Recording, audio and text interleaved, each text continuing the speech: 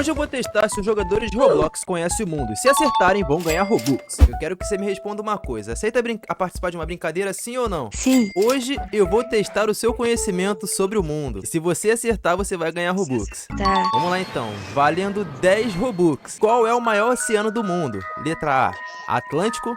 Letra B, Pacífico. Letra C, Índico. Ou D, Ártico? Ártico. Errou na primeira, meu amigo. Não queria, né? Nossa, Você sabe, tá falando dos outros? Vai lá então. eu não ouvi a pergunta. Quer tentar? Aham. Valendo 10 Robux. Qual é o maior oceano do mundo? Letra A, Atlântico. Letra B, Pacífico. Letra C, Índico. Ou letra D, Ártico? É o Atlântico, não? Errou também. Qual que ele falou? A resposta certa é B, galera. Pacífico. Ele falou que era o Ártico. Pelo menos você dançar a Anitta. Você sabe dançar, Anitta? Sei. Então dança aí. Minha maldade com vontade chega, encosta em mim. Eu já quero avisar que eu gosto.